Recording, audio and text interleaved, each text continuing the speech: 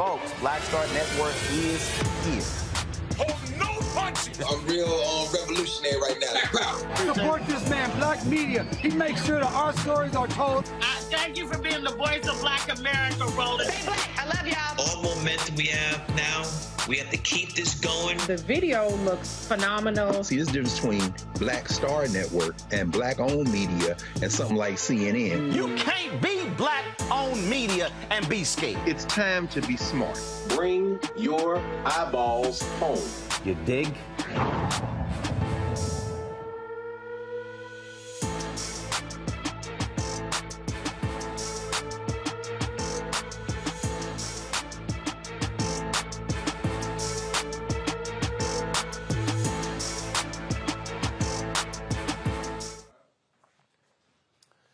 Today is Friday, December 16th, 2022. Coming up on Roland Martin Unfiltered, broadcasting live on the Black Star Network from Atlanta, where tomorrow the Celebration Bowl takes place. North Carolina Central versus Jackson State. We'll hear from Jackson State head coach Deion Sanders speaking about why he is leaving Jackson State for the University of Colorado. You don't want to miss what he had to say. Also on today's show, 5 Louisiana state troopers have been accused of beating Ronald Greene in 2019 to death. They have been charged. We'll talk to his mom right here about the negligent homicide, malfeasance, and obstruction of justice charges level against those 5 state troopers. Also, U.S. Attorney General Merrick Garland issues new guidelines to close the disparity between crack and cocaine charges. We'll tell you about that as well. A Louisiana Parish is in a legal battle to keep a construction company from building an industrial plant in a Black residential neighborhood. The co-founder of the Descendants project will explain the significant court victory. Also, the Senior Vice President of Public Policy and Government Affairs at the UNCF will talk about the IGNITE Act and what that means for HBCUs. Also, Black women are starting businesses at a faster rate, but there are issues there about getting those doors open. We'll talk with Monique Presley about a pathway forward for Black women. Plus, Chris Paul, the guard with the Phoenix Suns, graduates from Winston-Salem State University and presents a $2,500 financial gift to each member of his graduating class. We'll explain. Y'all, there's a lot to break down and unpack. Plus, also, the DJ, Switch, committed suicide. A lot of people have been talking about it, but life coach Avery Woodley dropped a video today on Instagram that is so emotional and so powerful, and it's the best video that I've seen talking about suicide. Folks, you do not want to miss this video. We got all of that right here on Roland Martin Unfiltered on the Black Star Network. It's time to bring the funk. Let's go. He's got it. Whatever the miss, he's on it. Whatever it is, he's got the scoop, the fact, the find. And when it breaks, he's right on time and it's rolling. Best believe he's knowing. Putting it down from sports to news to politics. With entertainment just for kicks, he's rolling. It's on Go Roll, y'all. It's Roland Martin, yeah. Rolling with Roland now. He's funky, fresh, he's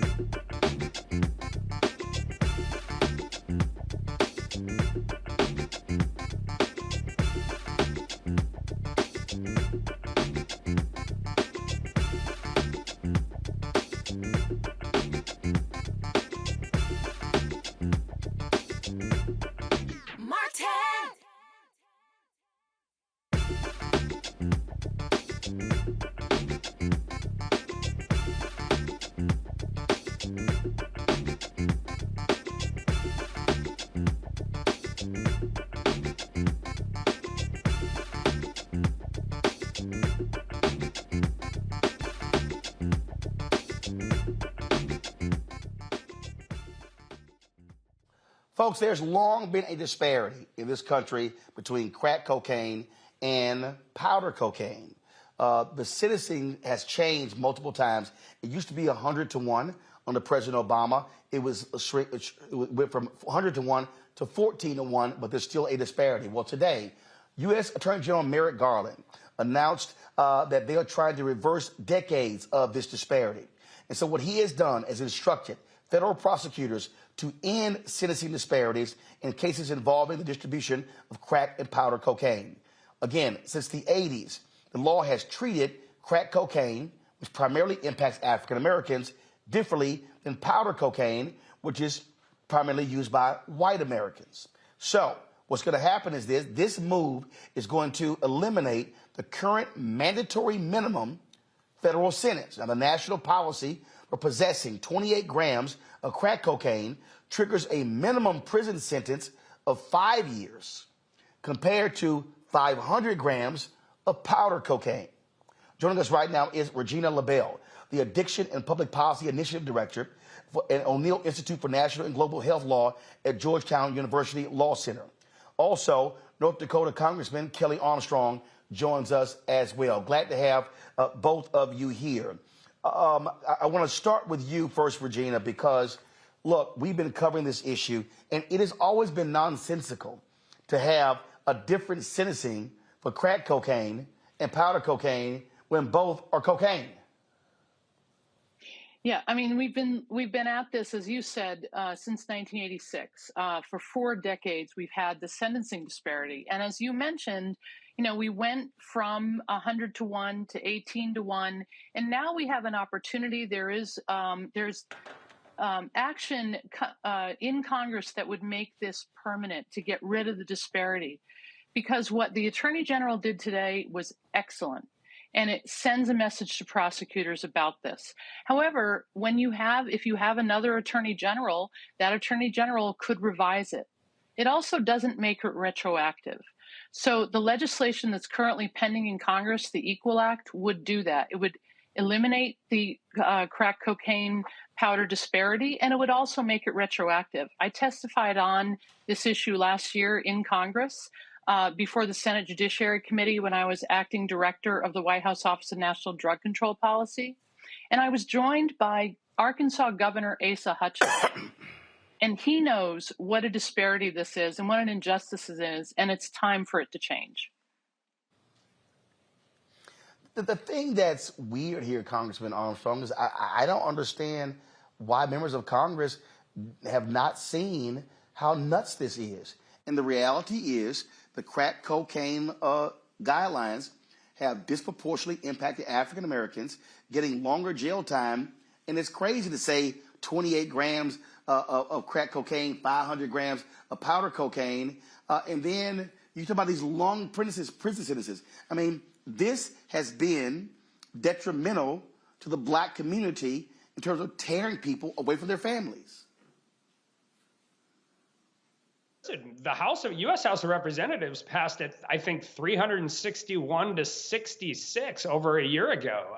That means the majority of Republicans supported a 1-to-1 disparity and doing retroactivity as well. So we've been negotiating. I've had great partners with Congressman Jeffries, Congressman Durbin, Senator Durbin, Senator Booker, and Senator Grassley. And I agree completely with the previous guest's statement. What Merrick Garland did is great, but it's not permanent. I actually wish he would have, if this memo was coming out, would have probably waited until after whatever gets attached to the omnibus bill gets attached, because we're working really hard to get the Equal Act onto our negotiated version of the Equal Act onto the year-end bill. So, Regina, if the House passed it, what's been the holdup in the Senate? Well, your guess is as good as mine. As I said, I testified last year on the issue, and there's been incredible bipartisan support in the House. I think the sticking point is, should it be 0 and should it be retroactive? I think there's no question that people acknowledge that the disparity needs to be reduced and that it's not science-based. But, the devil is in the details. Next week, we'll see what Congress comes out with in the omnibus bill. And but today, the Attorney General sent the right message to the prosecutors and also to people who were affected by this, as you said, families and people who have loved ones who've been disproportionately affected. That we're going to take this step. Yes, now Congress can take the next step and pass the Equal Act. Congressman, you talk about that there's still time for the Senate to make these changes. How much time are we talking about? Because you got the Christmas break coming up. So how much time do we have? 48 hours, I think. I think the omnibus bill will be written by the end of this weekend, and we'll come back and both parties will move. And if we can't get it attached here, we're going to have to start all over again next Congress, which would be really unfortunate, because even in spite of all of the different politics around crime and all of those different issues, there just about every organization from all across the ideological spectrum supports this because it's the right thing to do. And Regina, we also know that when Congress makes these changes, it has an impact on what states do. Right. I mean, actually, Governor Hutchinson was saying that in Arkansas, he actually got rid of the disparity. So a lot of the states have already gotten rid of this disparity, because the states have seen that not only doesn't it prevent drug use, it also costs them a lot of money to incarcerate people over time.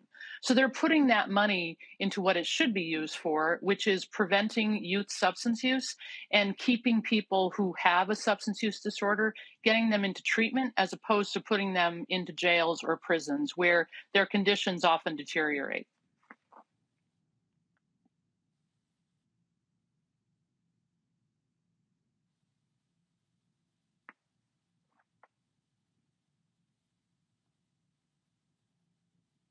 So, Congressman, sorry about that. I had an audio issue here. So, Congressman, last question for you. What do you need our audience to do? What should the public be doing right now to push this along? Keep the support, keep the pressure on. Let's keep moving forward. Everybody knows where it's at. We've been negotiating. Like I said, there's been a group of senators, bipartisan on both sides.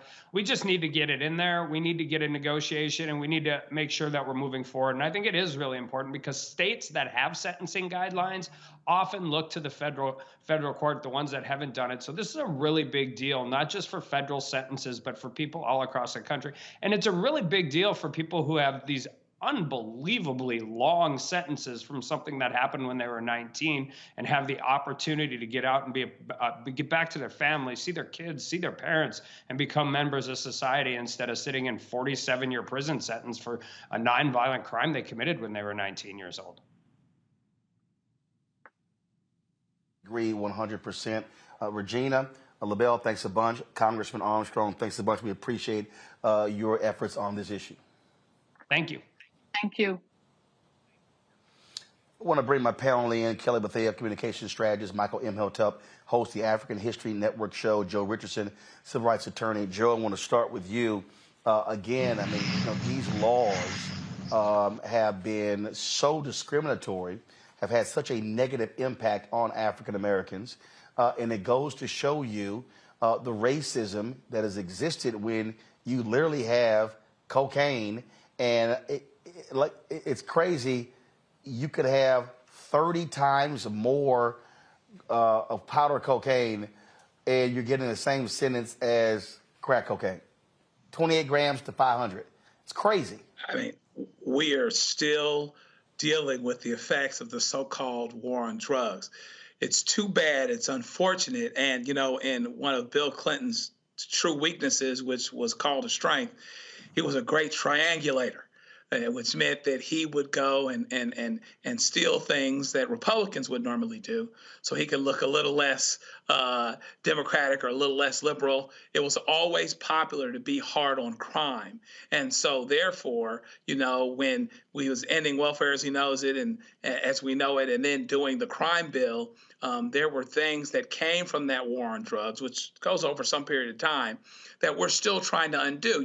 They would do it bad, in taken one step, but it seems like coming all the way back, you got to take 4 or 5 to get just as far. Meanwhile, back at the ranch, you've destroyed families generationally. And now here's Congress, where the House knows that it's the right thing to do, and it's got bipartisan support. But I suspect that, there's something to be said for trying to get past that 60-vote threshold. Here we go again, filibuster, et cetera, et cetera, et cetera. So it has been devastating. It's been devastating for a long time. I think the thing that is good, I don't know if they're going to get it done in 48 hours, but the thing that is good is that there does seem to be bipartisan support this time around, and perhaps maybe there's a backdoor opportunity for this to get done in a Congress that's not so Republican on the House side, where moderates that are Democrats and Republicans could actually work together on something that has a bipartisan basis of support. And the thing here, Kelly, when we talk about this disparity and the impact, let's just be honest. You have a much different Congress today than you had when Bill Clinton was there, or even when President Obama was there. And this is the thing where we talk about how voting matters. When you're able to have more progressive voices, the size of the Congressional Black Caucus today is different than it was 20, 25, 30 years ago. And so the work of activists has also been critical in changing the viewpoints of a lot of these Republicans who were opposed, and a lot of also these conservative Democrats. You're absolutely right. But another component that I don't want to say was missed, but is something worth talking about, is these congressmen, these policymakers now are finally admitting that they have people in their lives, either immediately or, on a tangent, who experienced something regarding the crack epidemic, who experienced something regarding the cocaine epidemic. So it's hitting closer to home now. It's not some boogeyman out there like how it was with weed or with cigarettes or anything like that. You have people now who are intimately affected by this tragedy of legislation, being that somehow, some way, there's a difference between crack and crack. Or cocaine and cocaine. So it's not so much that people are finally realizing it or whatever. It's the closer it hits home to you, the more likely something is going to change. And yes, it's selfish. Yes, it is self-centered, but that's just the way the cookie crumbles. Thankfully, it's crumbling a little bit faster now. Thankfully, Merrick Garland also realizes that this was just bad policy and wants to change it. But I'm grateful for the progression that has happened in recent decades regarding this line of legislation, because it really is ridiculous that the discrepancy was so large and so blatantly discriminatory against Black people. Michael. Yeah, Roland, Attorney Joe Richardson really hit on something that's really important. He said the war on drugs goes back decades before the 1994 crime bill, which is signed into law September 13th, 1994. Actually goes back to June 17th, 1971 under Richard Nixon. And we're going to see the U.S. prison population quadruple from about 1970 to 1993. It goes from about 300,000 to 1.3 million. And John Ehrlichman, who was Richard Nixon's domestic policy advisor. An interview was shared in the April 2016 issue of Harper's Bazaar Weekly. It was called Legalize It All. The article was written by Dan Baum, journalist Dan Baum, and he quoted John Ehrlichman as saying that the war on drugs was really a war on the anti-war left, the hippies against the Vietnam War, and the African-American community. And he said that John Ehrlichman told him, by associating marijuana with the anti-war left and heroin with the African-American community, you could raid their offices, you could investigate their leaders, you can jail them, things like this. And he talked about how they would run stories every night on the nightly news to convince people that you needed a war on drugs, okay? And when we go, I remember here in Detroit in the 1980s when crack first hit, and we saw story after story after story on the evening news talking about crack, how addictive it was, things like this. And this helped to fuel the war on drugs. So this is long overdue. And for those that say the Congressional Black Caucus don't do anything, I just want them to understand that Senator Cory Booker of the Congressional Black Caucus is a co-sponsor of the Equal Act bill as well. So this is extremely important and it's long overdue. Indeed. All right, folks, got to go to a break. We come back. We're going to talk about the 5 Louisiana state troopers now charged for the death of Ronald Greene. His mother will join us next right here on Roland Martin Unfiltered on the Black Star Network. Don't forget to download the Black Star Network app, Apple phone, Apple TV, Android TV, Roku, Amazon Fire TV, Xbox One, Samsung Smart TV. Also, you can, of course, join our Bring the Funk fan club. Your dollars make it possible for us to be here on the road, traveling around the country, covering the stories that matter to you. Send your check and money orders to P.O. Box 57196, Washington, D.C., 20037-0196. Cash App, $RM Unfiltered. PayPal is R Martin Unfiltered. Venmo is RM Unfiltered. Zelle is RolandSMartin.com. Roland at RolandMartinUnfiltered.com. And, of course, be sure to get a copy of my book, White Fear, How the Browning of America is Making White Folks Lose Their Minds. Available in all bookstores, online at Amazon, Barnes & Noble. You get it from Target. Also, download a copy from Audible. And, folks, if you're watching on YouTube, hit that like button. We should easily be over 1,000 likes. Do the same thing on Facebook, on Twitch, on Instagram. Show your love for this show. We'll be right back.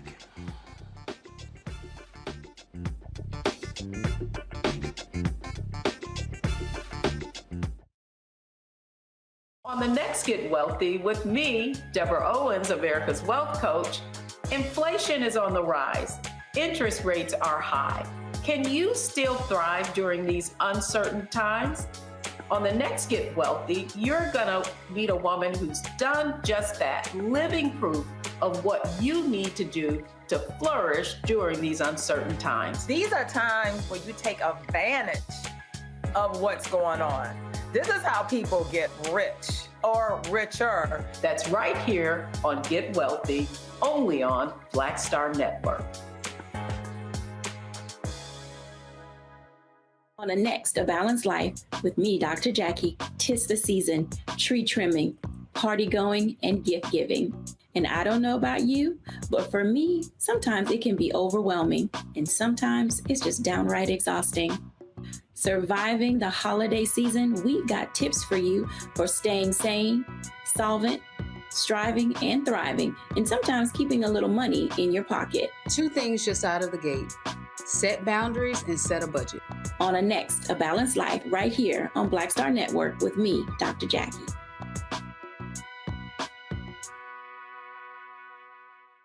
Hi, I'm BB Winans. Hi, I'm Kim Burrell. Hi, I'm Carl Payne. Hey, everybody, this is Sherry Shepherd. You're watching Roland Martin Unfiltered, and while he's doing Unfiltered, I'm practicing the wobble.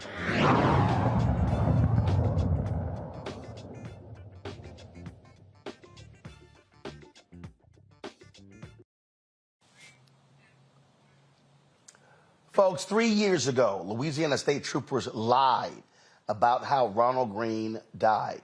They said he died from a car crash. Body cam footage showed he was viciously beaten by police officers. 3 years later, last night, a grand jury indicted 5 of those state troopers for the death of Ronald Greene. Trooper Corey York was indicted on 1 count of negligent homicide and 10 counts of malfeasance in office. York was previously suspended for 50 hours without pay as part of the investigation. He's now on leave. Trooper John Cleary was indicted for 1 count of obstruction of justice. He's been placed on leave. Former Louisiana State Police Trooper Dakota DeMoss was indicted on 1 count of obstruction of justice. DeMoss was fired last year after arresting him in a separate excessive force case in which troopers beat another black motorist following a high-speed chase. Former Louisiana State Police Trooper Captain John Peters was indicted on 1 count of obstruction of justice. Peters retired last year after acknowledging he approved use of force reports that glossed over another black motorist beating without reviewing the video. Chris Harpin was indicted on 3 counts of malfeasance in office. He was also placed on leave. Joining us right now is Mona Harden, the mother for Ronald Greene. Mona, it is glad to see you. We've had you on the show before.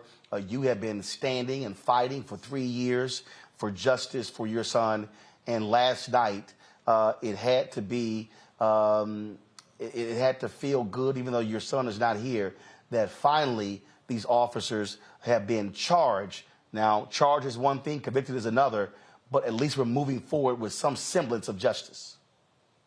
Yes, yes. And I thank you so much for this platform again. I must say that the emotional highs and lows was just so crazy throughout the whole day, and how it ended up. We're truly elated. We're grateful that we've gotten this far. First and foremost, we are so grateful. Here we are. What happens next and how these charges unfold, we're waiting and anticipating. And yesterday was, again, you kept waiting and kept waiting. In fact, we were supposed to have you on the show last night, and the decision had not come down. And surely you and others were just hoping and praying that the right thing was going to happen, because all too often, in so many other cases, families have been disappointed. Their loved one has been killed by cops, and those cops walked free. I tell you, it was so many people, men, women, came to me. They were just in tears. I think back, and it's just gut-wrenching, because they know, just like you say, they know of so many who went to their graves with no answers, for their loved ones. So this is really historical, because this is for everyone here. It's not about just Ronnie, it's for everyone, because it's the spectrum of this is just so wide.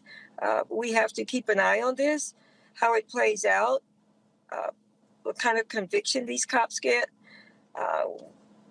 It's horrible, even now, to find out that they haven't been arrested. They should be locked up. They shouldn't be roaming free. We came this far, we got indictments, and they should have been cuffed on the spot and jailed. Because we're talking about murder. And we talk about murder, but we're also talking about just flat out lying.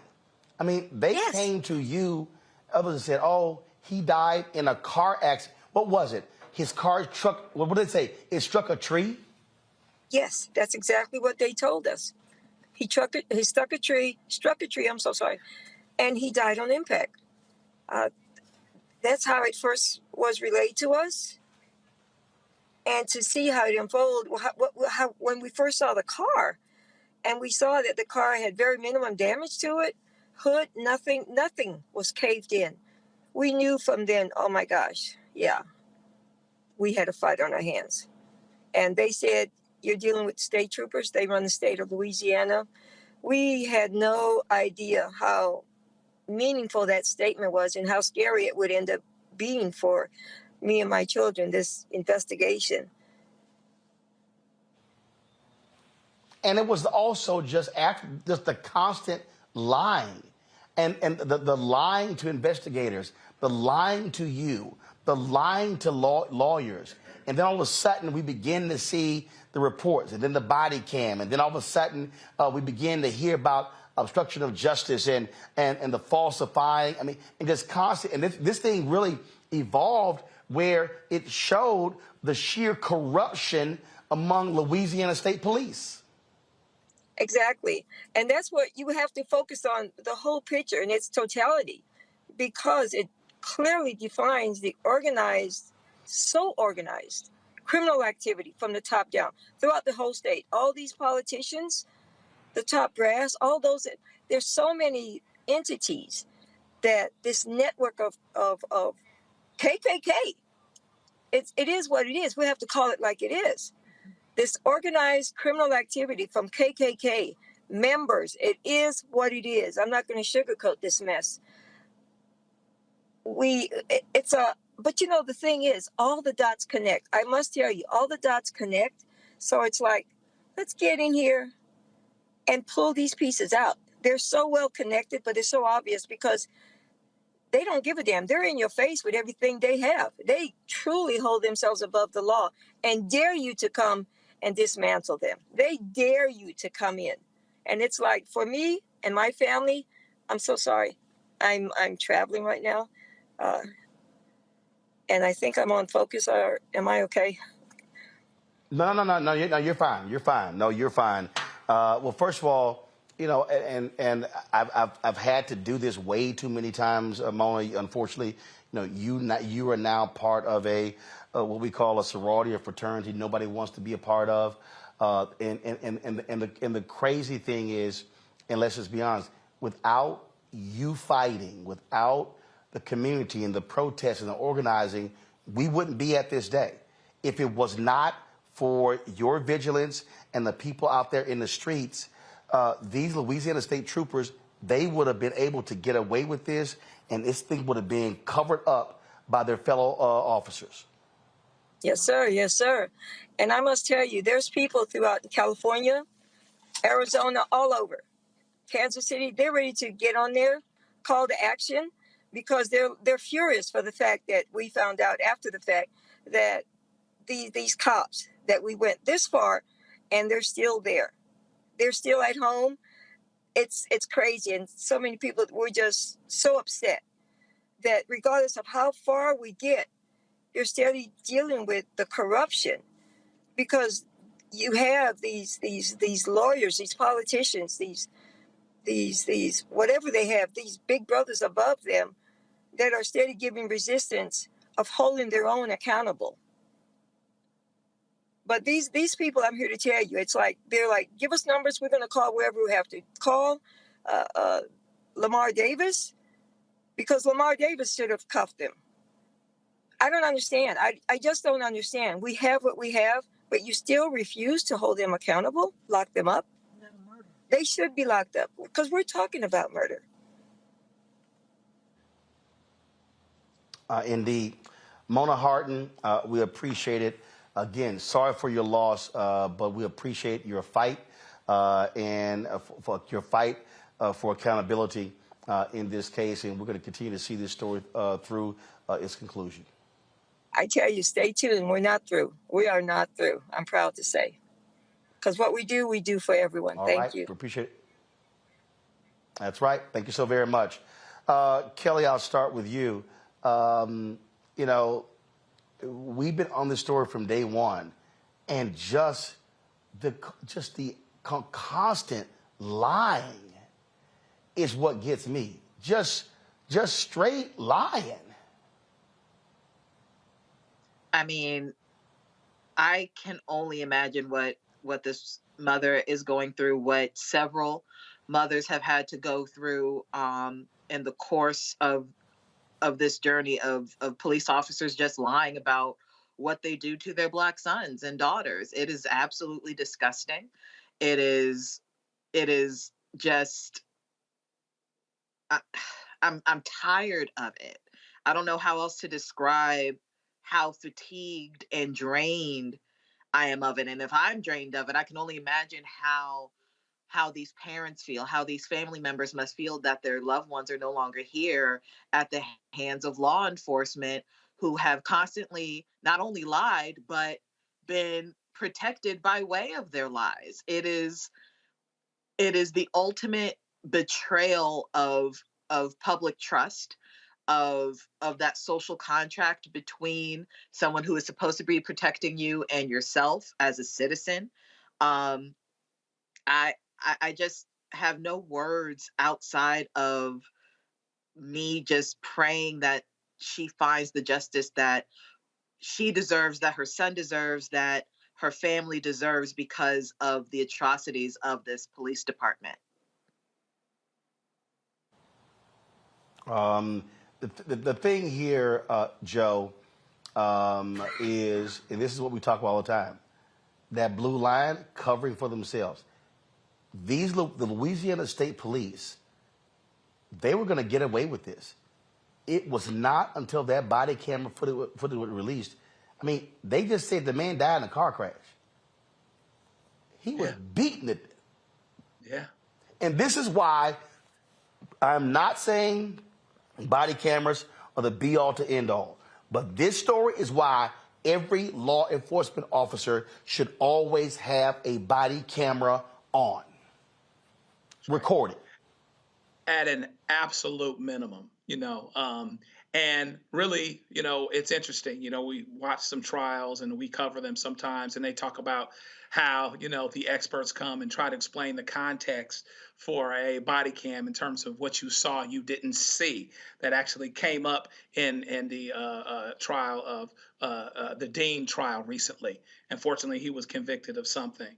But that being said, it's interesting how, imagine, at the risk of answering a question with a question, how comfortable, and I mean that word when I say it literally, must they have been to do what they did, to understand how comfortable would they have had to have been to do what they did? They knew they weren't going to get caught. They knew that this system was created to protect them and to comfort them. That is the word. They didn't have a minor amount, any amount of discomfort whatsoever with lying, with cheating. Tape disappeared for a couple years. Everybody was still working, and just about until an indictment the other day. Everybody's still working. They had every belief and expectation that this system that was made to protect them would continue doing so. And unless it was for the great determination of a focused mother and a focused group of people, media like yourself, making sure we're drawing attention to this issue while the tide is turning somewhat. There's still an expectation, but while the tide is turning somewhat, I mean, even in Fort Worth, they fired the guy right away. Here, these guys were still working. This mother was still paying these people's salaries and retirements, as the case may be. And so, hopefully we're turning the corner in some ways. But I tell you, if you're looking for something to do, we got our hands full on this thing, because this is a full-blown system thing.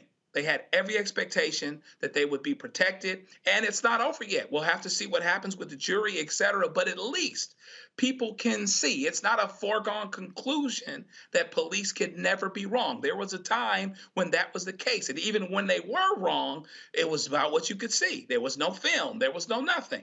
That's why the body cam was so important. That's the reason why they didn't want it uncovered. But here we are, and by faith, with faith and works, we'll continue to get where we need to get, so that these folks, the ones that are alive, 4 out of 5 ain't bad, or 5 out of 6, whatever it is, get convicted like they should. Michael, the point that Joe makes there is it. They knew we can get away with this. Yeah, and what's interesting here is the 46-minute body camera footage. It came from the body camera of Officer DeMoss, Dakota DeMoss, and he lied and said that he was fighting for his life against Ronald Greene. Okay, now Ronald Greene was tased 7 times with the stun gun. Okay, Master Trooper Chris Hollingsworth used his stun gun 7 times on Ronald Greene, and then also he was beaten in the head with a flashlight as well. All right. Now, unfortunately, Chris Hollingsworth died. Okay, that's the officer that died. I wish he was alive to face the full weight of the justice system on him. But if it had not been for this 46-minute body camera video, we would not be here with these charges. So hopefully every last one of these officers face the stiffest penalties. Hopefully they're convicted, face the stiffest sentences. And, this is why body cameras matter. This is why prosecutors matter, okay? And this is why elections matter as well. Indeed. Folks, hold tight 1 second. Go into a break. We come back. We'll stay in Louisiana, and we'll talk about a community group that's been fighting an environmental project for a very long time. They recently got a court victory. We'll explain exactly what that is. Also, folks, Avery Woodley, life coach, we've seen her on our fitness segments. She put together a powerful and emotional 7-minute video talking about of the suicide of prominent DJ and dancer Twitch. It is one that you do not want to miss, where she gives her personal testimony about what she endured when she almost decided to commit suicide. We'll have that for you right here on Roland Martin Unfiltered on the Black Star Network. Back in a moment.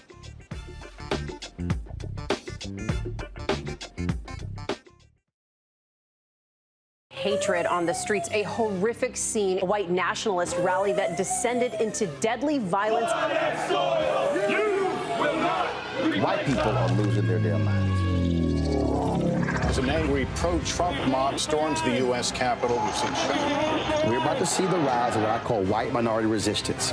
We have seen white folks in this country who simply cannot tolerate black folks voting. I think what we're seeing is the inevitable result of violent denial. This is part of American history. Every time that people of color have made progress, whether real or symbolic, there has been what Carol Anderson at Emory University calls white rage as a backlash. This is the rise of the Proud Boys and the Boogaloo Boys. America, there's going to be more of this. Here's all the Proud Boys, guys. This country is getting increasingly racist in its behaviors and its attitudes because of the fear of white people. The fear that they're taking our jobs, they're taking our resources, they're taking our women. This is white fear.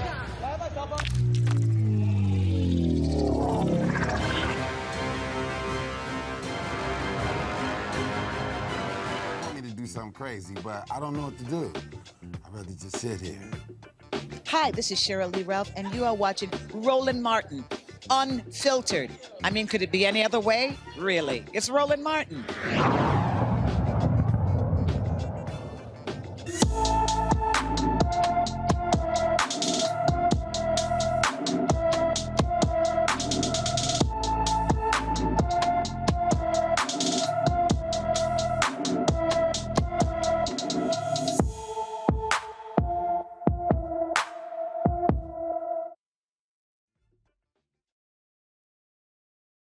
Barbara Johnson is missing from Bernice, Louisiana. The 14-year-old was last seen on November 4th.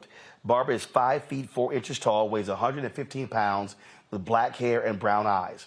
Anyone with information about Barbara Johnson should call the Bernice, Louisiana Police Department at 318-285-9933, 318-285-9933.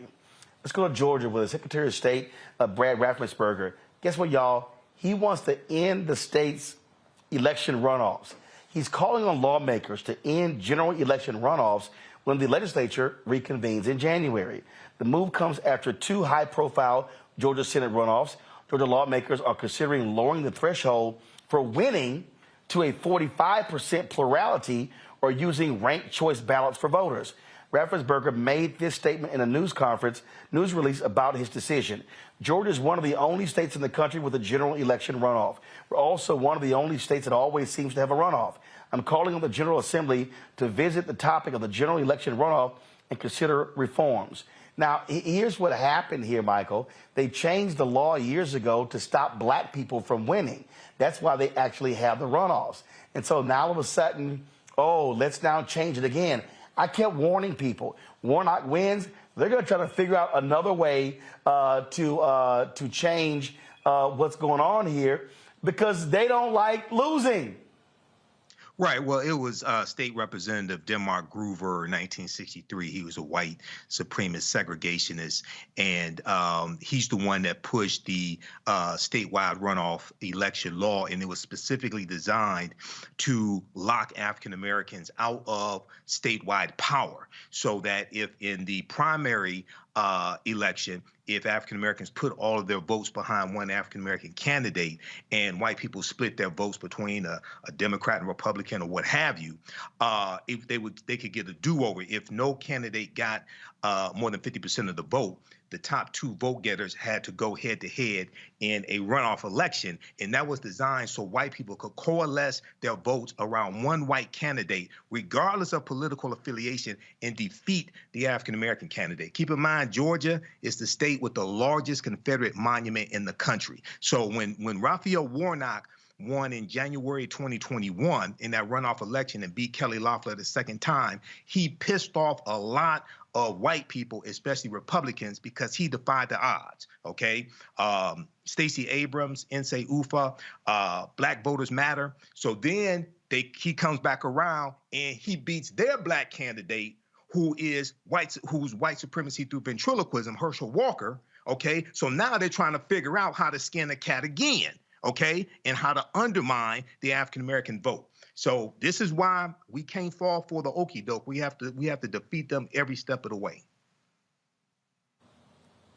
You know, it's so funny here, Joe, that he's now saying, let's get rid of the runoffs. And I'm sorry, you want to lower to 45%? Wow. But I just keep trying to tell people, these folks are going to keep trying to rig elections so they can be guaranteed to win.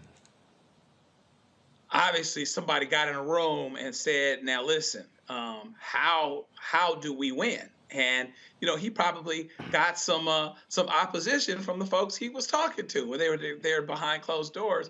He said, wait, now, hear me out. This is what we do. We get rid of the runoff, but we pull it down to 45%.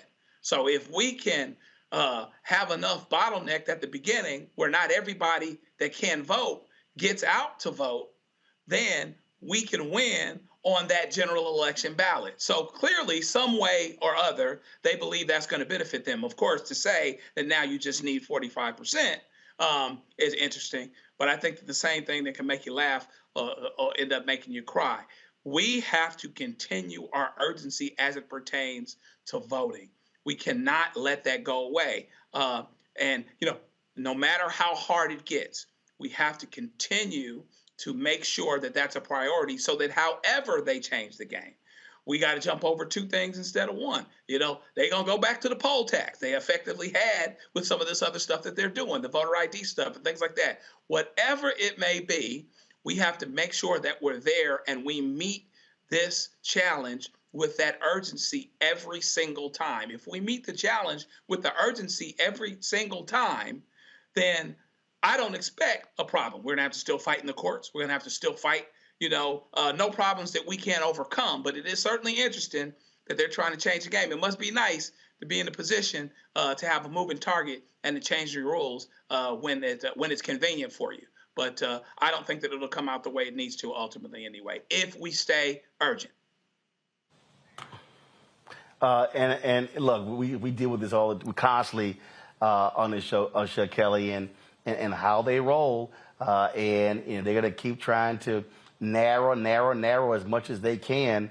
But we just got to be prepared to outvote them every single time. You got to be vigilant when it comes to people who like to change the rules of the game to benefit them each and every time. I'm going to echo the sentiments of the panel, the rest of the panel I think it's funny how they only want 45% now, as if Democrats can't get 45% first or anything like that. I mean, it's laughable how much bending over backwards they are willing to do in order to at least think that they could possibly have a shot. It is amusing to me, but it's also scary because if you don't remain vigilant, if you think that this is over just because Warnock is in office now, you got another thing coming. Like, there's still other elections coming up. There's always going to be another election coming up. There's always going to be democracy on the ballot. So as long as democracy is on the ballot, we need to get to the polls and make sure that the games that they play aren't going to be detrimental to us. Indeed. Folks, today, Adam Kinzinger, who is leaving Congress, the Illinois Republican, blasted his party, calling it bankrupt and morally corrupt, but he also slammed them for their racism in his final speech as a member of Congress on the House floor. Watch.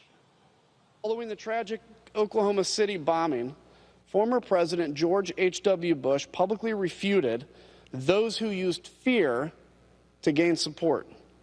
In stark contrast, our leaders today belittle and in some cases justify attacks on the U.S. Capitol as, quote, legitimate political discourse. The once great party of Lincoln, Roosevelt, and Reagan has turned its back on the ideals of liberty and self-governance. Instead, it has embraced lies and deceit. The Republican Party used to believe in a big tent, which welcomed the tired, the poor, the huddled masses yearning to breathe free. Now, we shelter the ignorant, the racist, who only stoke anger and hatred to those who are different than us. Our constituents voted us in based on our beliefs, but we cannot use our faith as a sword and a shield while ignoring the fact that we are all children of God, that we are all Americans. Oh, that's great, but you know they're going to keep doing exactly what they are doing because that's who they are. Folks, state of California, they are closer to deciding the issue about reparations. The 9-member California Reparations Task Force continued this week, holding its second public hearing on recommendations for state-level reparations. On Wednesday, the task force hosted the second public hearing in Oakland, where black residents made their thoughts known. My name is Max Fennell. My great-grandfather was a sharecropper, and then thankfully my grandfather went to Tuskegee. At Tuskegee, it was George Washington Carver that convinced my grandfather to move north and start his own church. So that's a little bit of my history, but really what I came up here to say is I'm a businessman and all I care about is the numbers. I care about cutting the check. One of the things that you said is we don't necessarily have a name. Some of us do kind of refer to us as foundational Black Americans. If you're hanging out on the Twitter Spaces, you might know that. But one of the things I wanted to touch on that you said, I think you said it was an $872 billion reserve fund, right? Price tag, which if everyone, each Black American, I think it's 2,282,144 Black Americans in California, if everyone was a foundational Black American, then equally everyone would be paid $300,082. So to give us some numbers for us to be thinking about, if there's $872 billion sitting around, and we know not all 2 million people are going to be foundational Black Americans, we can at least come close to that $380,000 number. On top of that, I think it's very important that there's debt forgiveness, land, and I've lived here for 7 years, and I can't begin to tell you how much money I've spent on rent. So when it comes to housing, there's got to be something, no down payment, 2 years, 3 years, no payment, something like that. But land, money, and that number is around $380,000. Thank you.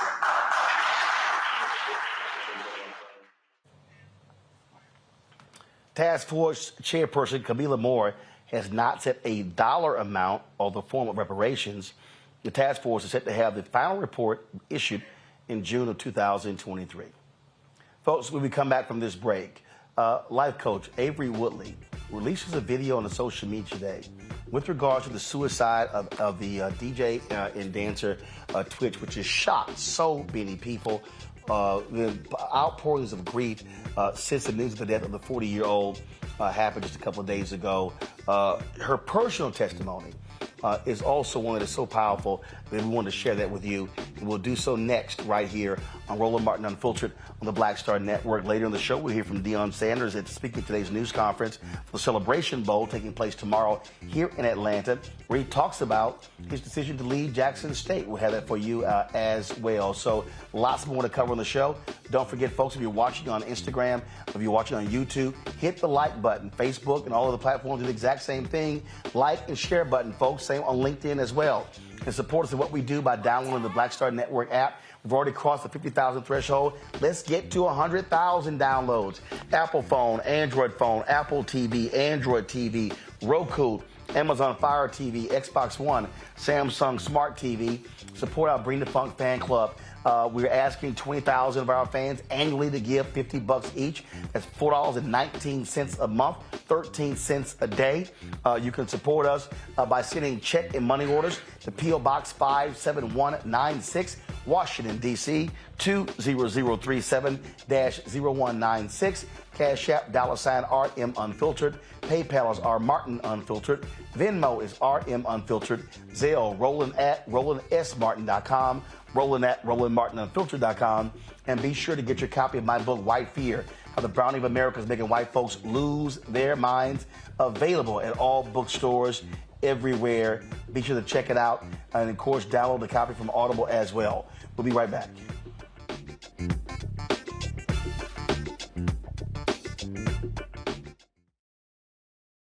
I am on screen, and I am representing what a black man is to the entire world that's gonna see this. And this might be the only black man, a representation of a black man that they see. Right.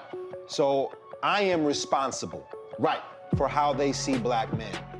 And it's my responsibility to, if I am not playing an upstanding, honorable, someone with a strong principle or moral core, to make sure that this character is so specific. Right. That it is him, not black men.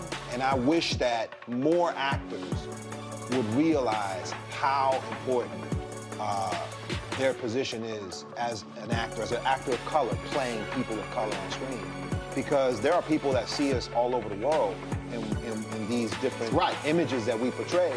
And not everyone knows black people to know. Yes. That's not all.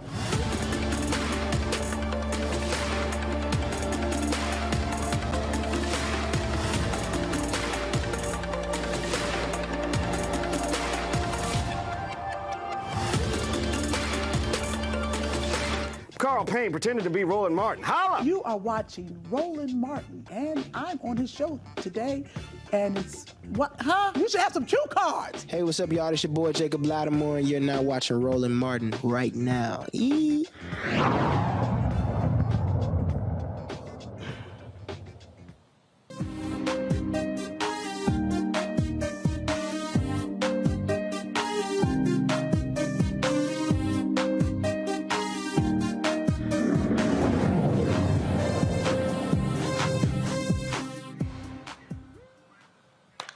There's a bill moving through Congress the UNCF and others have really been focused on. It's called the Ignite HBCU Excellence Act.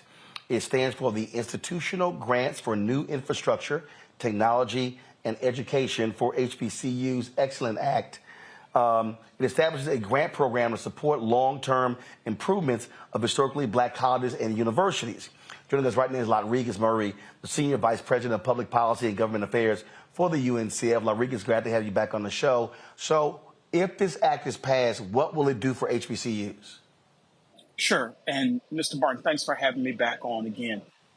What this would do would be building new buildings on HBCU campuses. Alumni, those who appreciate the campuses, they've all said that they wish the facilities were better.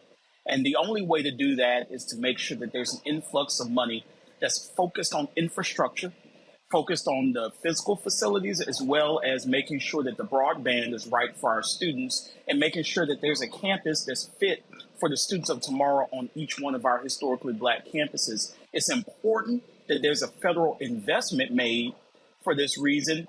And the reason for that is because if that doesn't happen, then we won't have it. There's been a systemic wave that has kept investment out of our institutions and away from our students. And we have to make sure that the federal government is first in line to help alleviate this inequity. And we know that it's going to be paid for because our institutions, even though they only enroll 10% of all black students in the country, and they're only 3% of all of the higher education institutions, the vast majority of the black middle class and the vast majority of the successful black professionals come from our institutions. Over 40% of the members of Congress, HBCU grads. Well over 50% of all black doctors, HBCU grads. Over 50% of all black public school teachers, HBCU grads. Over 60% of all black dentists, HBCU grads.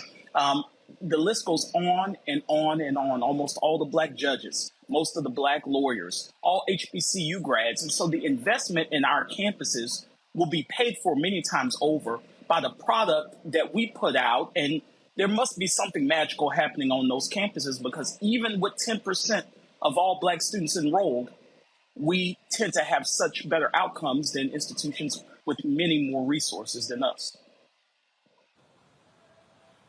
And so this particular act, first of all, how much in resources are we talking about? If we get it passed this year, and by the way, in your opening, you said it's moving through Congress. As a matter of fact, it's actually stalemated, and our outcome is unclear if we're actually going to achieve the passage of the act and have it signed into law this year. But if we can get it, because of other appropriations that are moving through this year and could culminate next week, it looks like upwards of $225 million in 1 year for building on our campuses. But we actually have to pass the bill and get the authorization. And that's why UNCF has started a campaign and taken to social media. You know, we talk all the time about grass tops and then grassroots. We're trying to get to the grassroots and get the real people who have gone to these institutions, that know these institutions well. And we're trying to get them to write letters to Congress. And so we've set up our own website, uncf.org/HBCU Ignite. If you go there and fill out the form and press send, in less than 15 seconds, you can send 2 letters to the Senate, one to each one of your 2 senators, send a letter to your House of Representatives member, and then also send a letter to the president and to the vice president, a fellow HBCU grad, and let them all know that you want this bill passed and you want it passed this year. You know, Congress is going to look really different in less than 30 days, Roland. And if we don't act now, who knows when we're going to have this opportunity again. Questions for my panel real quick. Kelly, you first. Sure. So are there regions in particular that you feel like need this help the most as far as HBCU construction, or are we talking about just blanket across the board money to HBCUs for construction purposes? Kelly, that's a great question. We're talking about the latter. So we've surveyed HBCUs, and over 90% of them say that they have deferred maintenance to the point where they need this kind of federal investment.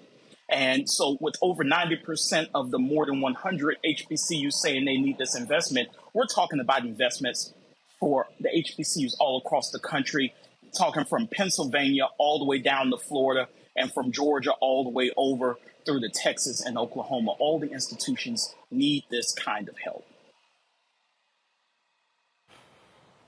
Joe? Appreciate your work, sir. If you had your wish list, I think that what is being proposed here is just a drop in the bucket, relatively speaking, when you look at the endowments of, historically white institutions, et cetera. But if you had your wish list, what would be the next thing along the road? So, Joe, I think that's a good question also. We've worked really hard over the last 5 years to try to change the landscape for HBCUs. So we started out, if you remember, Bennett College and their issues of funding and with their accreditor.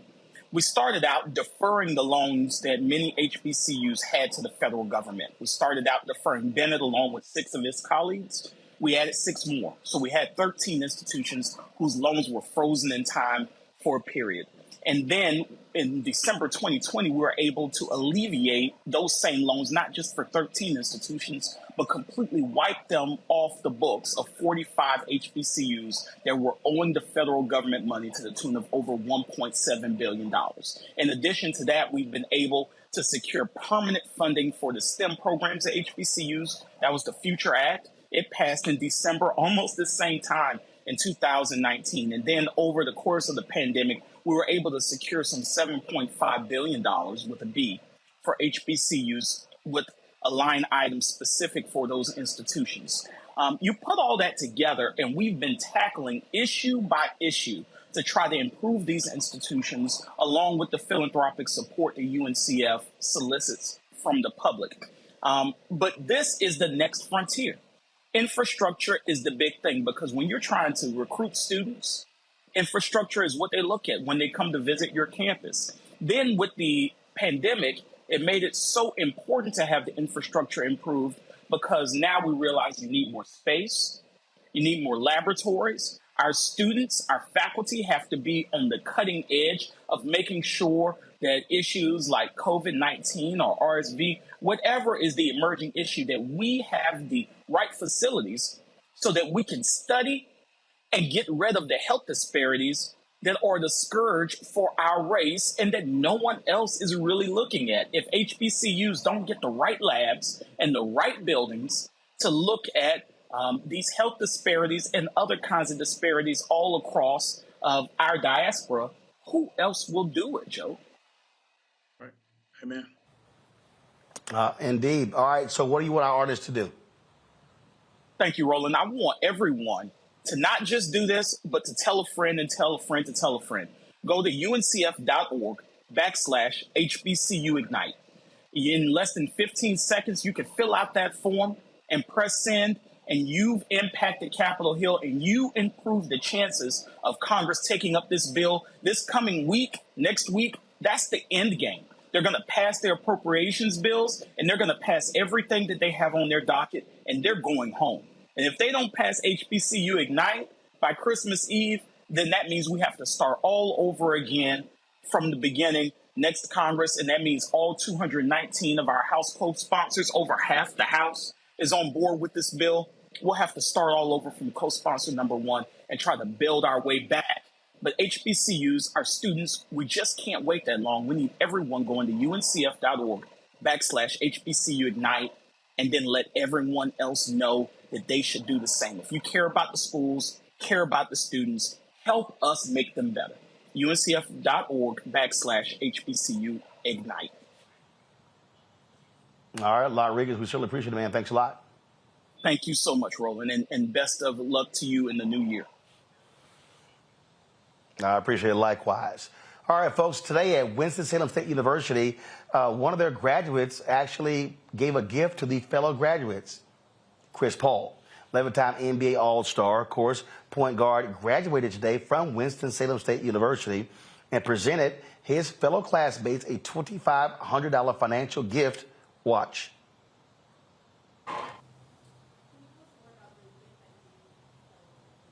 Yes, absolutely.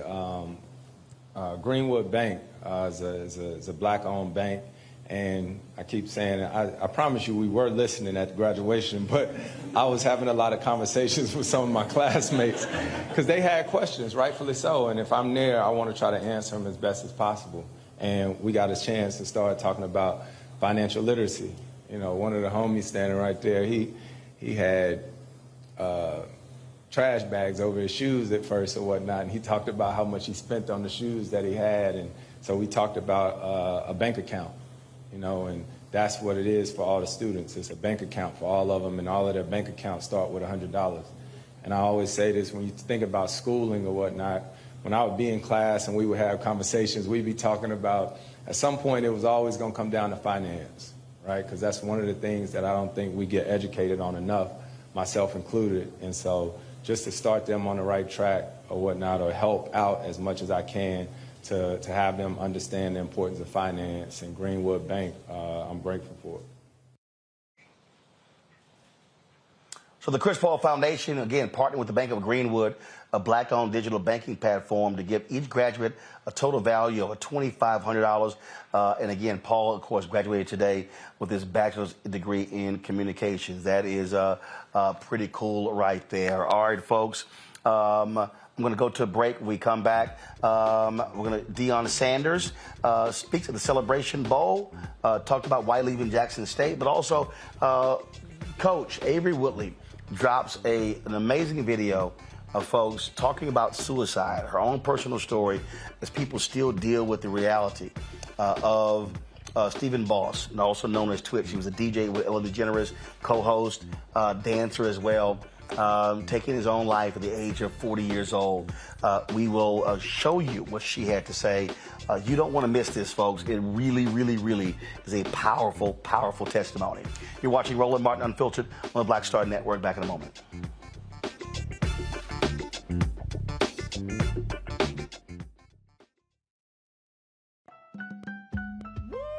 We're all impacted by the culture, whether we know it or not. From politics to music and entertainment, it's a huge part of our lives, and we're going to talk about it every day right here on The Culture with me, Faraji Muhammad, only on the Black Star Network. Hey, what's up, everybody? It's Godfrey, the funniest dude on the planet. Hi, I'm Israel Houghton. Apparently, the other message I did was not fun enough. So this is fun. You are watching Roland Martin, my man, Unfiltered.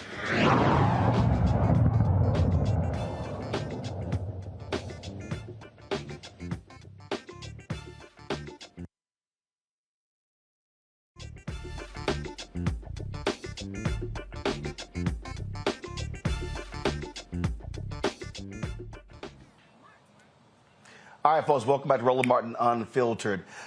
So many people have been just shocked and stunned at the death of Stephen Boss. 40 years old, went by, of course, Twitch. He was a DJ, he was a dancer. People, so many knew from the Ellen DeGeneres show. Took his own life a couple days ago, folks. Just a few days after him and his wife celebrated their 9th anniversary. And I've seen a lot of people out there talking about his passing. People have been shocked and stunned by it. But Avery Woodley, you've seen her on our show several times, posted a video on Instagram today, and I shared it on all of my platforms, Instagram, Twitter, and Facebook, and LinkedIn as well, TikTok, where she said people need to have more empathy and understanding of those who go down this path and sometimes don't come out on the other end. And she shared her personal testimony, and here it is. I know there are a lot of people who do not understand suicide.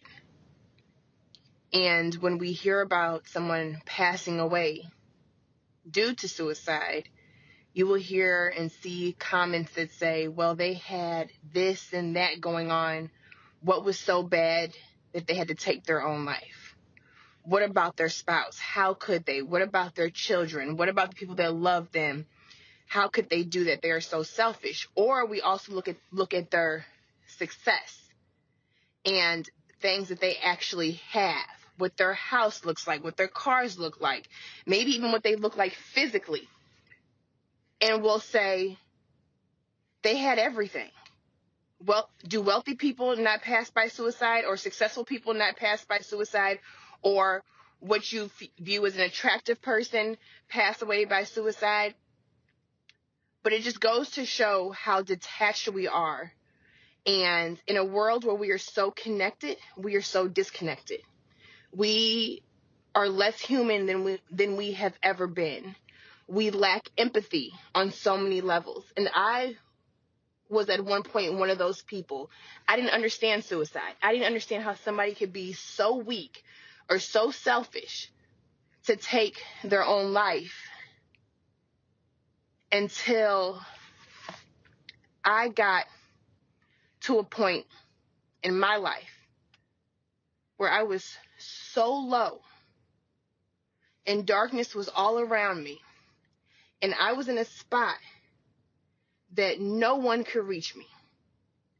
My kids couldn't reach me. My family couldn't reach me. All of those people that loved me were not able to reach me. And at one point, I felt like the only way to escape the darkness and the only way to stop the pain was for me to somehow leave here. My daughter was 2 years old, and I thought about leaving here on her 2nd birthday because the pain was consuming me. That's how low and how dark it got. And I had to dig so deep. And I was so tired of fighting, and I was so tired of being strong, and I was so tired of putting up this front around people as if everything was fine, everything was okay. I was what I would have considered, and what I refer to when I talk to people, the walking dead. I was a zombie. certain people knew something wasn't right. One of the reasons why I have a fear of cameras, like before I make a video, I have to like psych myself up, is because for so long, when I was in a world where cameras were around at times, I never wanted to be on camera because I knew somebody would find me out.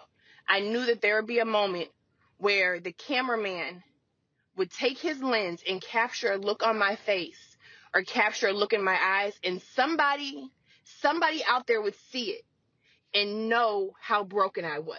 And they would know that I was putting up a front. And at that moment, I didn't want anybody to know. I was so used to hiding it. And when you do that, it consumes you.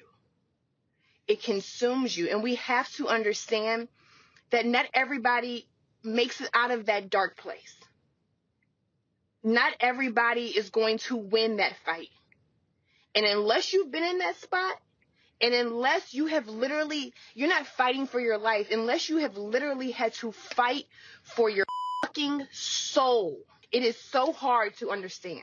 That is one of the hardest things. It is the hardest thing I have ever had to do. I don't wish that spot on anyone. It has given me a level of compassion and empathy that I never knew was possible, because before that I was so hard. I was so rigid. And so now when I see stories about someone who passes due to suicide and someone who was tired and who was exhausted and who wanted to ease the pain, my heart goes out to them. I've been there. I get it. And I don't wish that experience on anyone, but I mean, if you don't soften your hearts, if you don't open up, you will learn.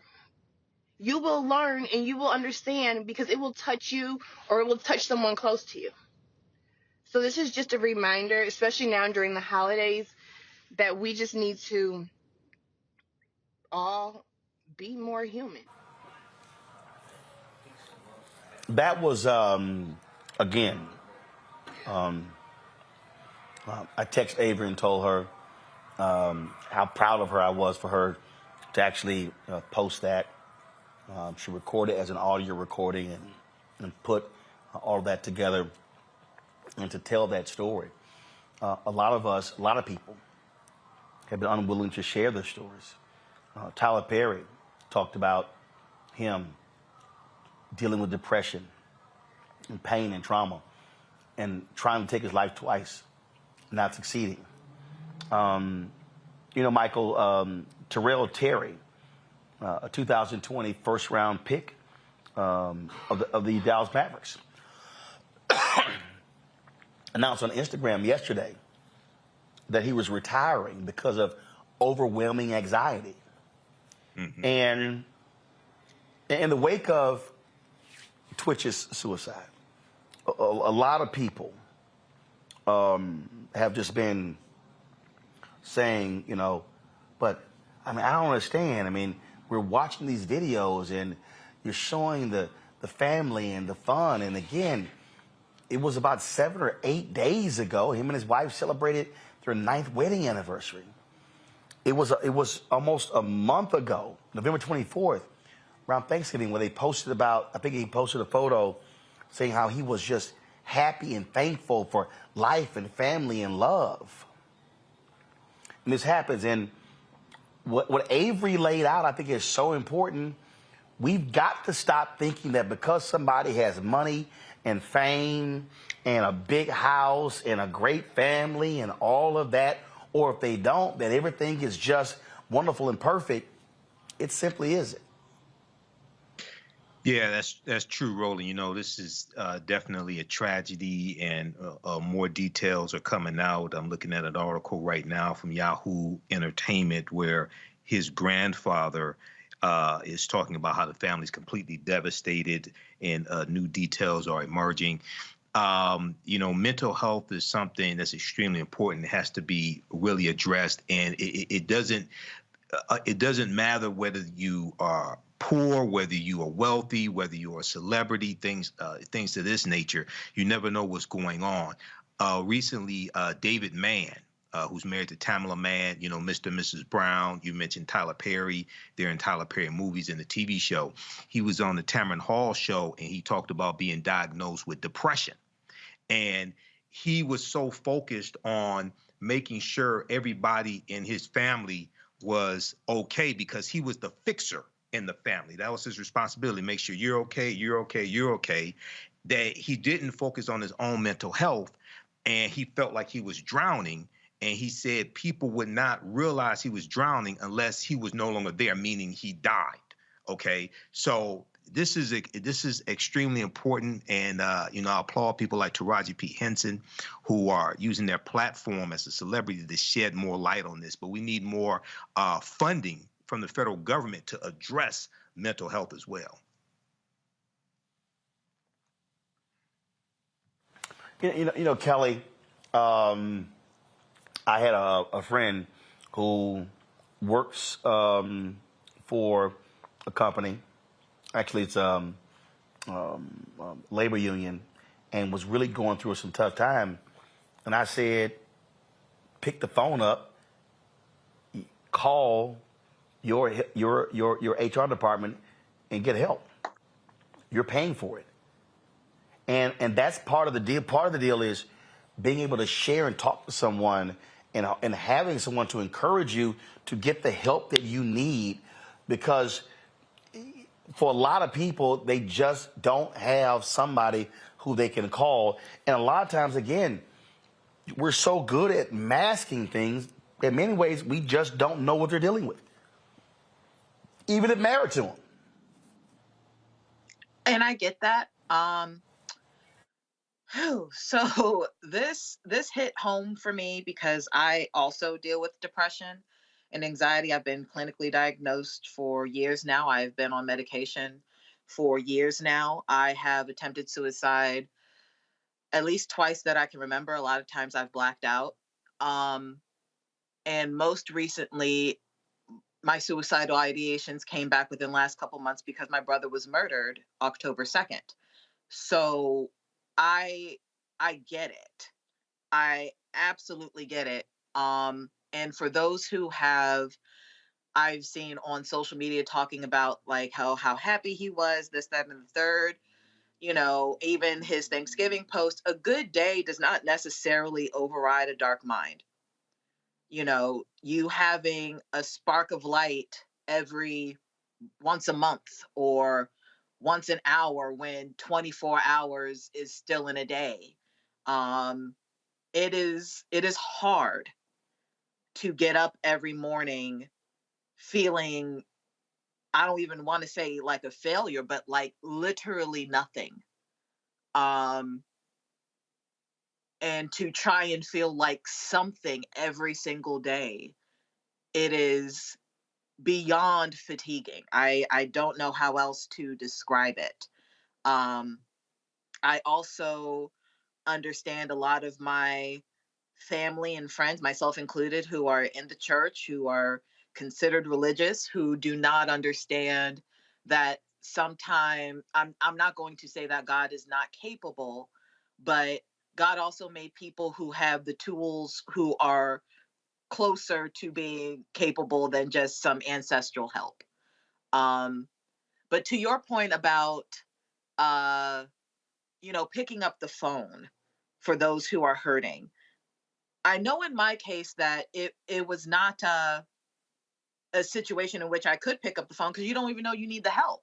Because in my world, this was normal. If you don't know what normal feels like outside of what you are living through, how do you know to pick up the phone? How do you know that you're not doing well? You think everybody else is alone too, until someone comes into your life and shows you different. But if you don't have that something different, you're not going to know.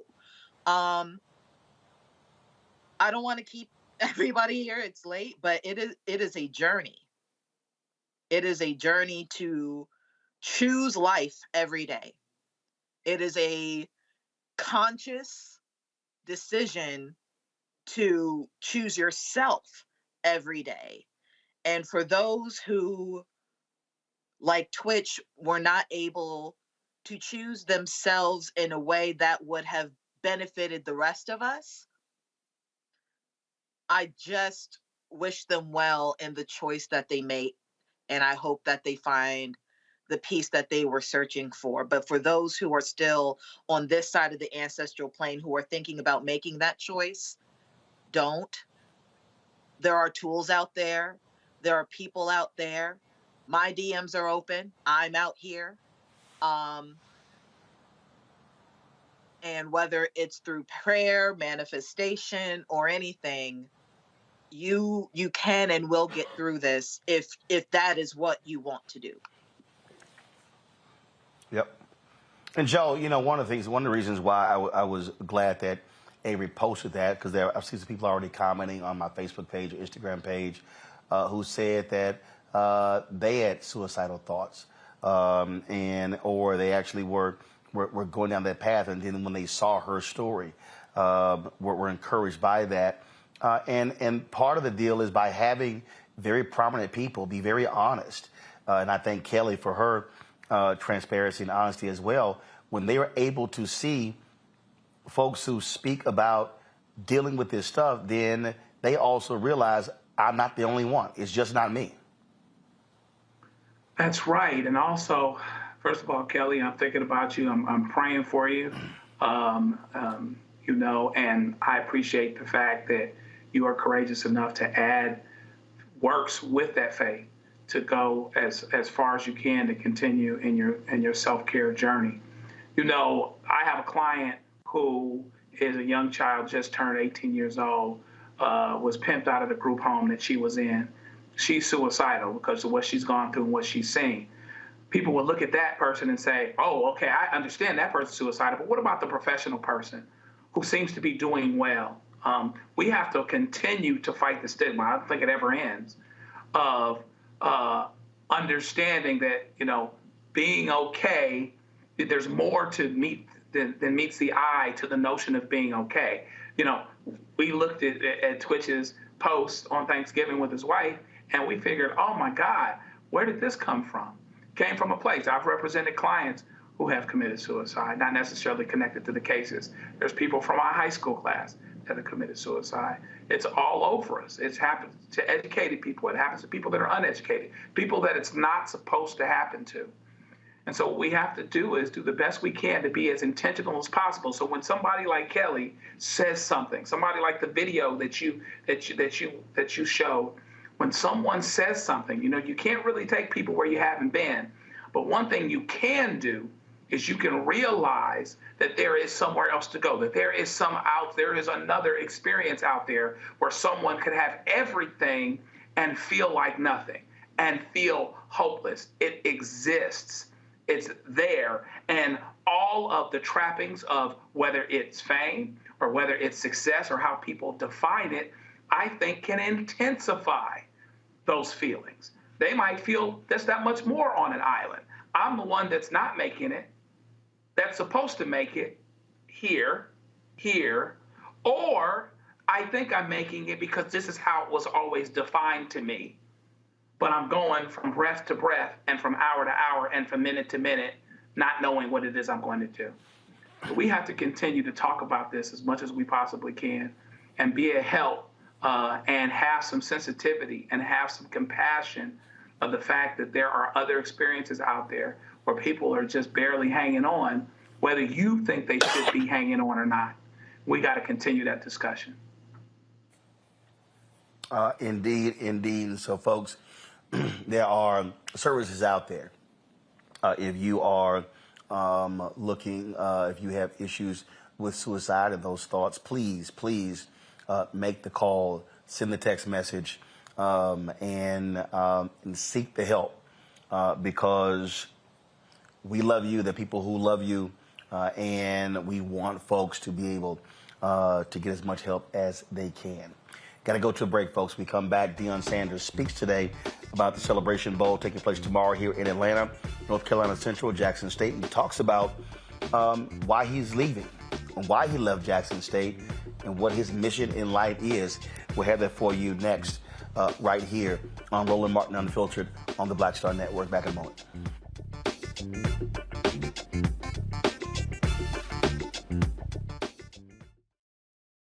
talk about blackness and what happens in black culture, we're about covering these things that matter to us, speaking to our issues and concerns. This is a genuine people-powered movement. There's a lot of stuff that we're not getting. You get it, and you spread the word. We wish to plead our own cause. Too long have others spoken for us. We cannot tell our own story if we can't pay for it. This is about covering us. Invest in black-owned media. Your dollars matter. We don't have to keep asking them to cover our stuff. So please support us in what we do, folks. We want to hit 2,000 people, $50 this month, raise $100,000. We're behind $100,000, so we want to hit that. Y'all money makes this possible. Checks and money orders go to P.O. Box 57196, Washington, D.C. 20037-0196. The Cash App is $RM Unfiltered. PayPal is R Martin Unfiltered. Venmo is RM Unfiltered. Zelle is RolandSMartin.com. On the next Get Wealthy with me, Deborah Owens, America's Wealth Coach, inflation is on the rise. Interest rates are high. Can you still thrive during these uncertain times? On the next Get Wealthy, you're gonna meet a woman who's done just that, living proof of what you need to do to flourish during these uncertain times. These are times where you take advantage of what's going on. This is how people get rich or richer. That's right here on Get Wealthy, only on Black Star Network. Hi, I'm Israel Houghton with Israel and New Breed. What's up, what's up? I'm Dr. Ricky Dillard, the choir master. Hey, yo, Peace World, what's going on? It's the Love King of R&B, Raheem Devon, and you're watching Roland Martin, Unfiltered.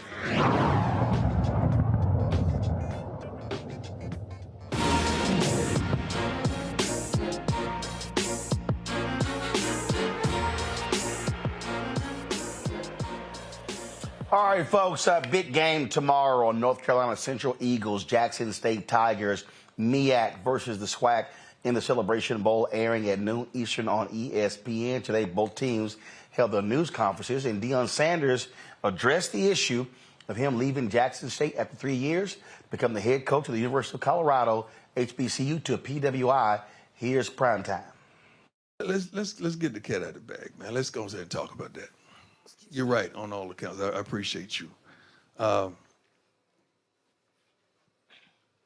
Never once did I say they're going to put a tombstone with my name on it at Jackson State, so I wasn't going to die here. Y'all know that. Everything I said I would do, I did.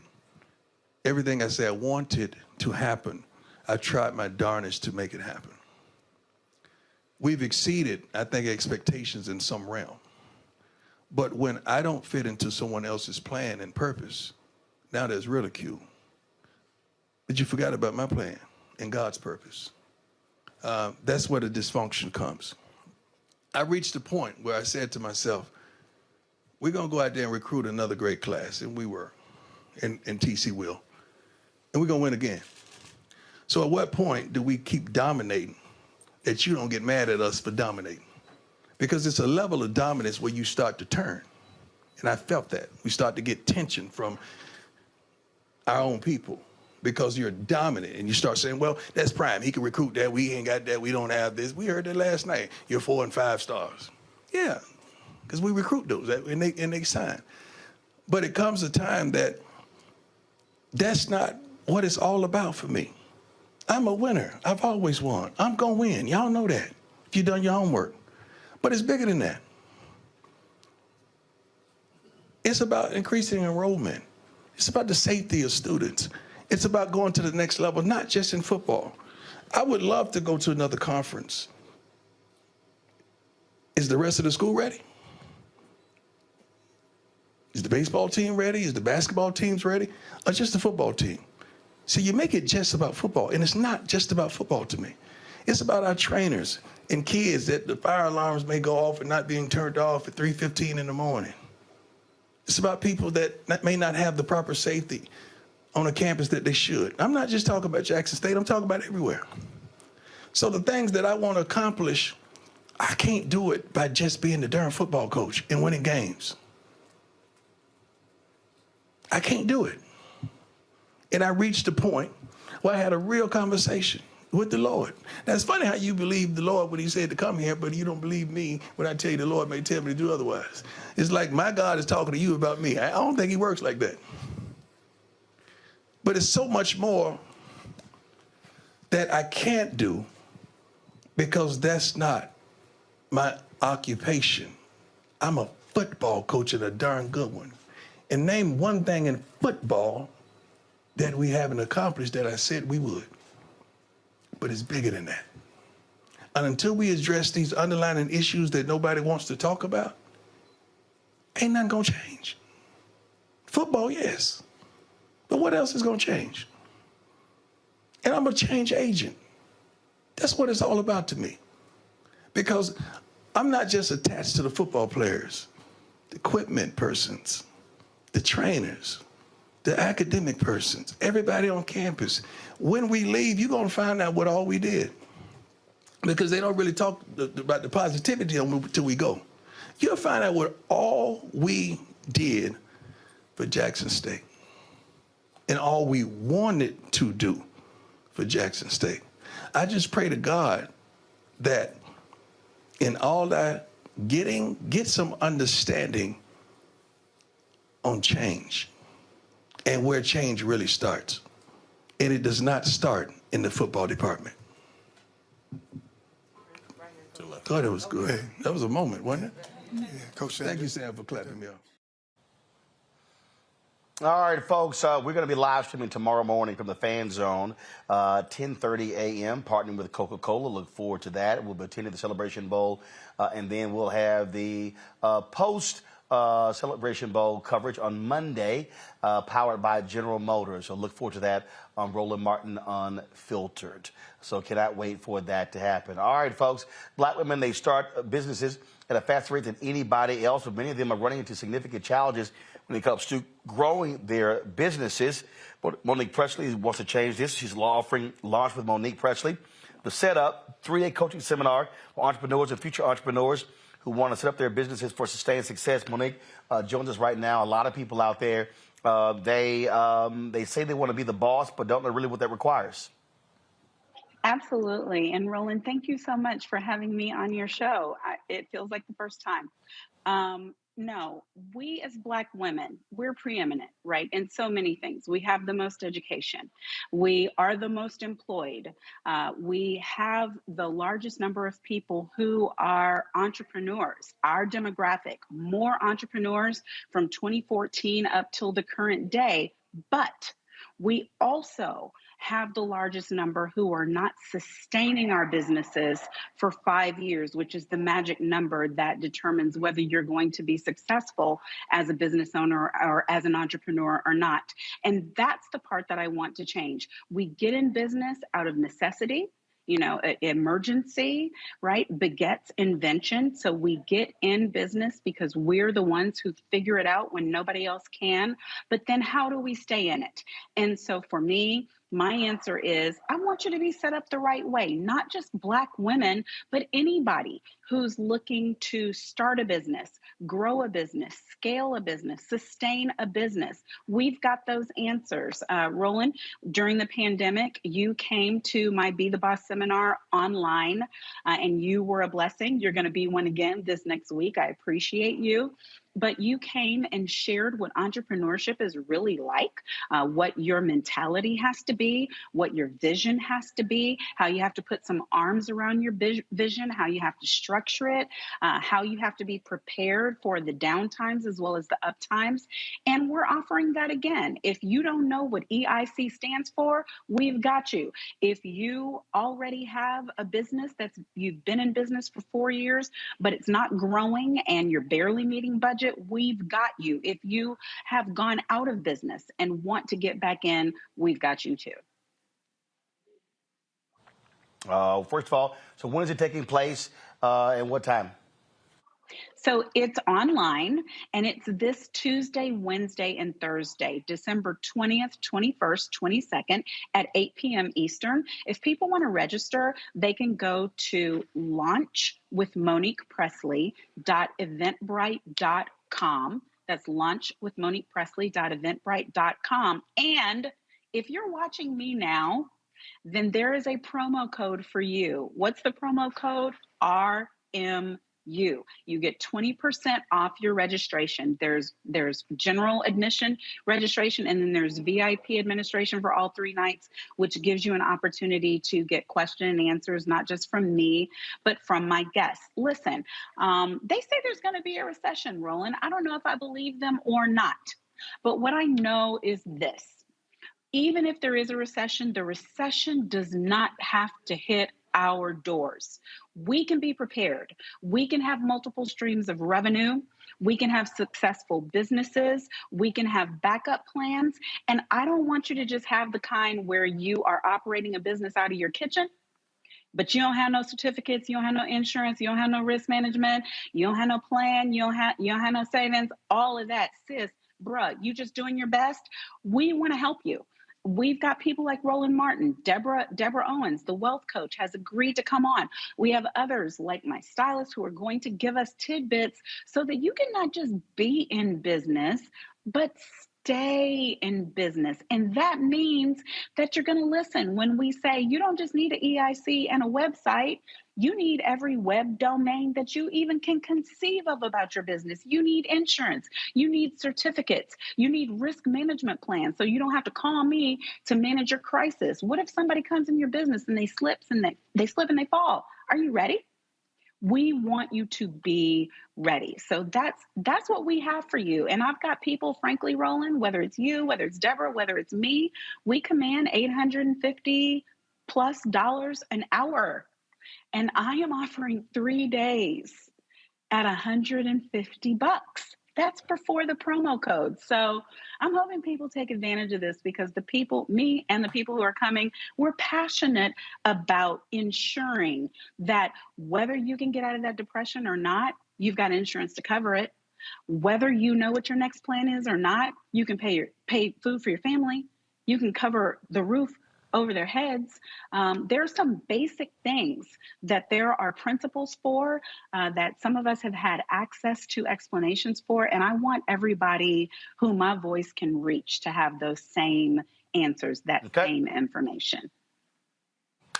All right, folks, taking place next week. So please and use the promo code as well. Monique, I really appreciate it. Thank you so very much. I appreciate you. The promo code is RMU. All right, folks, use the promo code RMU. It ain't hard, okay? That's real simple. Michael, Joe, as well as, first of all, Kelly, sorry about that. This cough is, I know that. The cough is driving me crazy. Appreciate all of y'all being on the panel today. Thank you so very much for joining us. Folks, I'll be back in studio on Monday. Looking forward to seeing you on Monday. Thank you so very much, folks. We've been crazy busy here. So y'all might be wondering, like, oh my goodness, why did we come on late last 2 days? Well, we also, while we're here, first we started the week with Operation Global Hope Forum, Sunday through Tuesday. Then, of course, we had the Coca-Cola event, the Celebration Bowl on Wednesday. We also been shooting episodes of Rolling with Roland Season 2. So we had Lou Gossett yesterday, T.I. yesterday. That's why we started late today. I talked to Omar Dorsey. And then, of course, tomorrow morning, back with Celebration Bowl coverage. And so we pack a whole lot of stuff when we're here on the road, giving you the best content, frankly, that you're not seeing anywhere else. And so that's the kind of work that we do here because we know you deserve it. So please support us in what we do. Download the Black Star Network app, Apple phone, Android phone, Apple TV, Android TV, Roku, Amazon Fire TV, Xbox One, Samsung Smart TV. Also, please join our Breeding Funk fan club. Your dollars make it possible for us to do what we do. And of course, you can send a check and money order, P.O. Box 57196, Washington, D.C. 20037-0196. Cash App, $RM Unfiltered. PayPal's R Martin Unfiltered. Venmo is RM Unfiltered. Zelle, Roland at Roland S. Martin. Roland at RolandSMartin.com. Roland at RolandMartinUnfiltered.com. And of course, you can also get my book, White Fear. And YouTube, what y'all doing? 854 likes? Seriously? Okay, near 2,000 people. Y'all, we should easily have 1,000 likes. Okay? I got 40 seconds left. Hit the damn like button, y'all, so we can cross 1,000. This ain't that hard. Be sure to get a copy of my book, White Fear, How the Browning of America is Making White Folks Lose Their Minds. Available on all platforms, Target, as well as Barnes & Noble, and download it from Audible as well. All right, folks, we always end the show with our donors. We thank all of them for supporting us. We thank them so very much. Folks, I'll see y'all again on Monday. Remember, tomorrow, Celebration Bowl, 10:30 a.m. I'll see you tomorrow with our live stream. Holla!